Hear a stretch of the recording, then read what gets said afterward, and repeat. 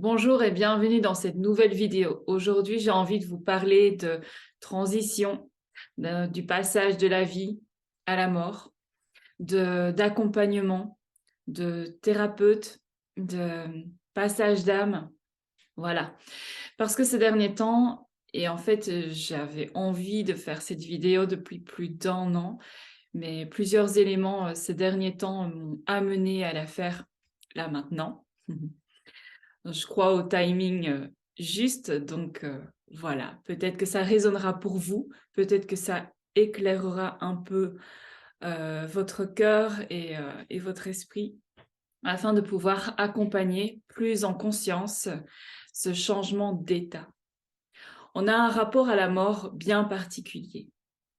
Ce rapport à la mort où on n'accepte pas, en fait, en tant que personne qui reste là, sur Terre, qui reste en vie. On n'accepte pas que les personnes qui nous sont proches, les personnes pour qui on éprouve énormément d'affection, quittent leur enveloppe corporelle. Et alors, on est là à se culpabiliser, à se martyriser en s'assénant de phrases et de pensées et d'émotions lourdes, comme quoi on n'a pas fait tout ce qu'il fallait pour pouvoir aider l'autre personne à s'en sortir, à revenir un petit peu à lui, à elle, à revenir dans sa vie, à l'aider à guérir. Mais tout ça, ça dépend de notre posture. En fait, en voulant accompagner l'autre à aller mieux, en voulant apporter notre aide, surtout quand on s'éveille à nos capacités, nos facultés à percevoir en fait tout ce qui ne va pas en l'autre, à ressentir quelques petites interférences, à ressentir qu'il se joue quelque chose chez l'autre. Certaines personnes aussi vont ressentir que la fin d'une personne, que le temps de vie d'une personne arrive à son terme. Et on peut remarquer chez ces personnes-là qu'il y a un sentiment de culpabilité, car elles se rendent compte au moment où elles reçoivent la nouvelle de la mort, elles se rendent compte en fait qu'elles auraient peut-être pu faire quelque chose, qu'elles auraient pu agir d'une quelconque façon afin d'empêcher cela ou de retarder cela. Sauf que quand l'heure d'une personne est arrivée, on ne peut rien faire. Et nous avons tous notre date de fin, sauf qu'on ne la connaît pas. Et c'est mieux comme ça, parce que sinon nous ne vivrions pas. Nous ne profiterions pas de notre vie. Et je crois que si nous avons vraiment une telle difficulté dans notre rapport à la mort, que nous voyons cela comme une fin, déjà cela dépend aussi de toutes les croyances que l'on peut avoir. Est-ce que vous croyez à la vie après la mort? Est-ce que vous croyez à l'âme? Est-ce que vous croyez à la réincarnation? Ça dépend de vos croyances. Si vous croyez qu'il n'y a rien après, voilà, il n'y a rien. Si vous croyez qu'il y a un mieux après, qu'il y a un autre passage, que c'est un passage à une autre forme, que c'est un retour à la source, que c'est un retour à l'âme, si vous croyez à l'enfer et au paradis, ça va venir jouer sur votre rapport à la mort. Voilà, je caricature un peu, mais c'est le cas. Si vous sondez votre rapport à la mort, vous comprendrez un peu mieux aussi comment vous vivez votre vie. Mais ici, dans cette vidéo, j'ai plus envie de mettre vraiment l'attention sur notre rapport, nous, en tant qu'accompagnants. Quand je parle d'accompagnants, je parle de tout un chacun, parce que nous accompagnons toutes sortes de personnes au cours de notre vie. En tant que parents, nous accompagnons nos enfants. En tant qu'enfants, nous accompagnons nos parents, nous accompagnons nos amis, nous accompagnons nos collègues, nous accompagnons nos clients, nous accompagnons voilà, toutes sortes de personnes. Toutes les personnes avec qui on rentre en relation, en fait, est un accompagné et nous sommes un accompagnant. Voilà, et nous jouons les deux rôles aussi. Et donc, si vous avez une sensibilité, soit qui a toujours été là ou qui se développe au fil du temps, à ressentir certaines choses quand il y a quelques dissonances chez une autre personne, quand il y a des choses qu'on ne dit pas, des choses voilà, qui sont assez fulgurantes pour vous, voilà, comme des sortes de messages que vous recevez. Si vous sentez qu'il y a quelque chose, même si vous n'avez pas les mots, même si vous n'avez pas les informations justes, peu importe, vous ressentez. Vous êtes connecté à l'autre personne et vous sentez qu'il se passe quelque chose. Ou alors, vous pouvez accompagner aussi les personnes en fin de vie ou dans un parcours de santé qui est assez sensible et qui pourrait amener justement vers un passage de la vie à la mort. Et c'est dans cette posture d'accompagnant que j'ai envie de mettre l'accent. Parce que quand on a cette sensibilité, on peut très vite prendre le rôle de sauveur. Sauf qu'il n'y a pas besoin de sauver l'autre personne.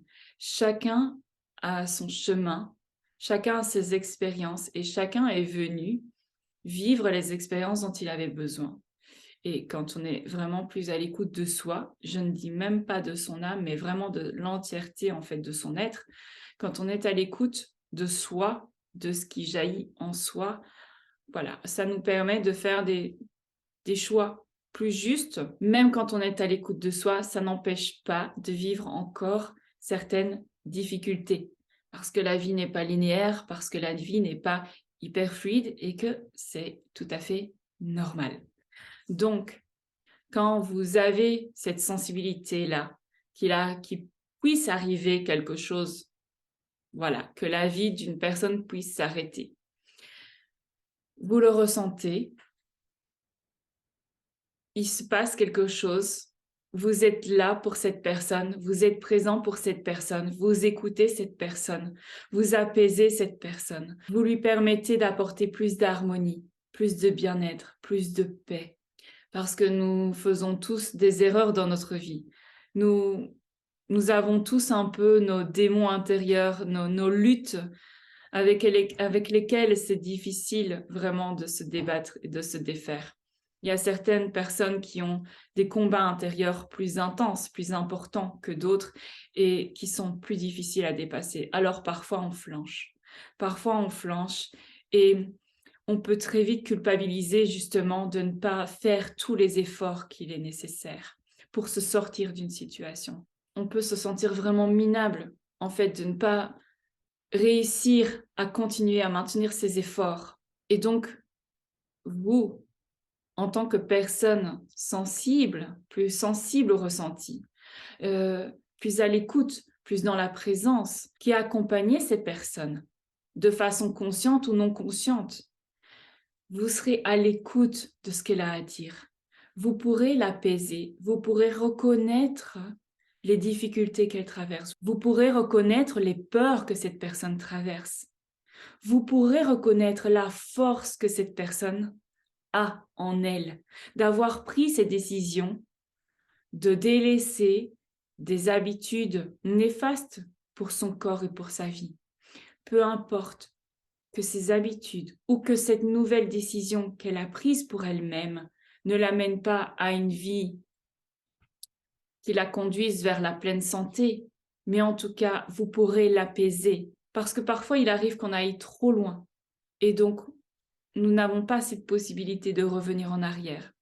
Donc, il y a un choix qui s'est fait à un niveau plus vaste de délaisser cette enveloppe charnelle, de délaisser son corps pour pouvoir passer à autre chose.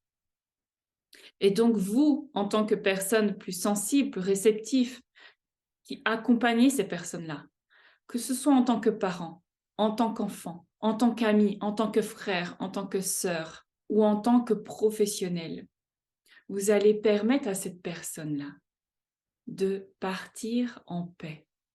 Et vous allez permettre à cette personne-là de reconnaître en fait qu'elle a pris la bonne décision, qu'elle a pu se pardonner ses péchés. Ça fait très biblique, mais qu'elle s'est pardonné ses erreurs, qu'elle s'est pardonné ses fautes, qu'elle s'est pardonné ses mauvaises actions. On en fait tous.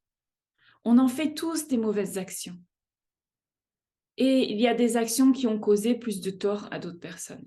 Et donc, afin de pouvoir accompagner au mieux ces personnes-là dans cette nouvelle transition, parce que la vie n'est que ça, elle n'est que transition. Et donc, ces personnes-là, vous allez les accompagner à passer de la vie à la mort.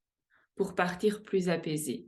Après, peu importe ses croyances, peu importe vos croyances, vous pouvez l'aider à conceptualiser, à imaginer, à ressentir une transition plus douce, une transition qui l'amènera à ne pas rester coincé en fait, à ne pas rester avec des affaires en suspens dans cette vie et à permettre aussi aux personnes qui restent dans cette vie de faire la paix aussi avec elles. Et vous permettrez aussi à toutes les personnes qui restent, toutes les personnes vivantes, de la famille, des amis, des personnes qui ont un lien fort d'attachement avec cette personne qui s'en va ou qui est en cours de s'en aller, vous leur permettrez aussi de dépasser cet état plus facilement, de couper les liens qui pourraient retenir énergétiquement ou qui pourraient maintenir ces autres personnes-là dans des guérisons en suspens. Parce que ces personnes-là aussi auront peut-être sur le cœur, sur la conscience, des choses qu'elles n'auront pas osé dire, des regrets, des remords. Et donc tout ça, ça joue. Et énergétiquement, si vous accompagnez au mieux dans cette transition d'un passage à un autre, ce n'est que ça, et d'accepter et de donner beaucoup de lumière, beaucoup d'amour, beaucoup de douceur, beaucoup de soutien, et surtout ce sentiment dont on a tous besoin, d'être reconnu et de reconnaître qu'on a fait tout notre possible dans notre vie pour revenir sur notre chemin, pour revenir vers soi-même, pour revenir dans la conscience, pour revenir dans l'amour. Ça fait peut-être abstrait, hein, mais pour revenir vraiment sur tous les choix qui n'ont pas été faits avec conscience. Donc, ça veut dire que à ce moment-là, vous allez permettre à cette personne-là de se pardonner à elle-même. Et donc, vous lui permettez de partir vraiment en paix. Parce qu'aujourd'hui, de nombreuses personnes vont ressentir cet appel aussi à accompagner d'autres personnes dans leur transition. Donc, du passage de la vie à la mort. Et même si c'est difficile comme mission, on va garder ce terme de mission, de rôle. Et même si ce rôle est difficile, parce que émotionnellement, ça va venir vous chercher très loin, ça va venir vous remuer fortement, mais en revenant à vous, en vous ressourçant et en restant centré sur l'importance, sur le cadeau que vous offrez à ces personnes-là, vous pourrez plus vite, vous aussi, passer à autre chose et reconnaître la préciosité de ce que vous apportez à ces personnes-là. Une présence, un soutien, une reconnaissance, un pardon. Vous êtes un cadeau pour cette personne-là.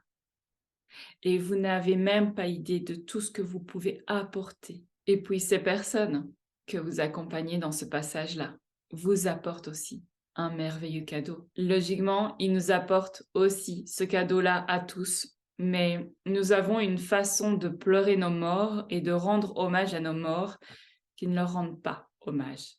Et nous ne rendons pas hommage à la vie non plus, parce que nous continuons à pleurer nos morts, alors que nous devrions célébrer la vie.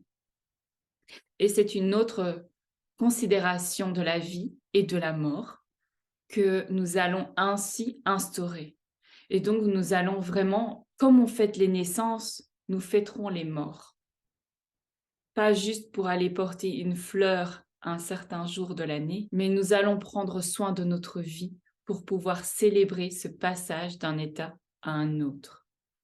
Et ainsi, s'il n'y a plus cette peur de la mort, cette peur de quitter, où on aura conscience de ce lien qui existe, même dans l'invisible.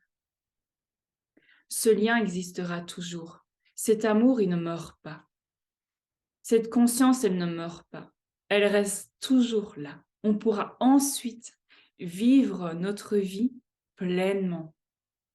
Profiter pleinement de la vie sans avoir peur de la mort.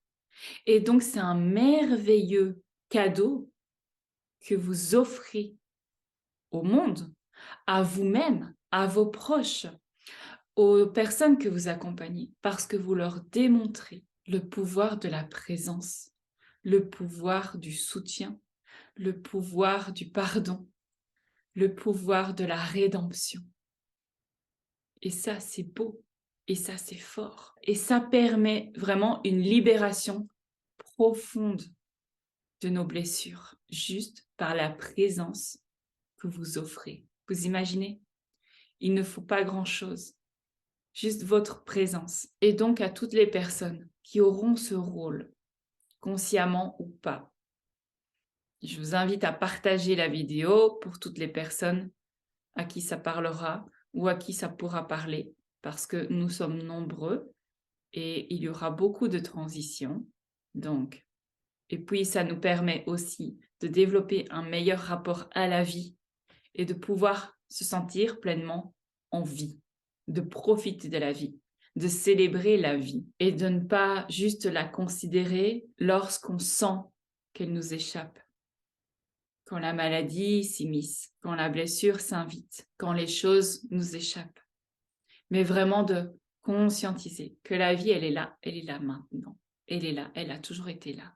Que c'est nous qui lui échappons, c'est nous qui nous éloignons. Donc si vous ressentez qu'une personne, proche ou moins proche, est bientôt sur la fin, alors bénissez-la, envoyez-lui beaucoup de lumière, apaisez-la, reconnaissez cette personne. Peu importe que cette personne, j'entends déjà, mais cette personne-là a été mauvaise, mais cette personne-là, elle est méchante, mais cette personne-là a fait du mal. Tout le monde ne mérite-t-il pas la rédemption? Parfois, on commet des actes affreux, et un jour, on se rend compte de ce que l'on a fait. Cela veut dire que nous ne pouvons pas avoir droit au pardon, que ces personnes-là n'ont pas droit au pardon.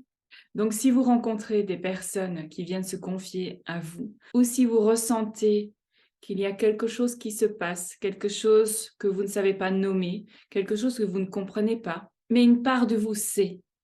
Et donc, accueillez cette personne. Peu importe que la transition se fasse dans les jours, les semaines, les mois qui suivent, au moins vous aurez apporté énormément de réconfort, énormément de paix, de douceur, de soutien, de reconnaissance. C'est très important de se sentir vu, reconnu et considéré. C'est un magnifique cadeau que vous faites. Alors n'essayez pas de prendre ce rôle de sauveur. Soyez là, juste soyez présent. Ça, c'est le plus beau cadeau que vous puissiez faire à ces personnes. On se retrouve bientôt pour une nouvelle vidéo.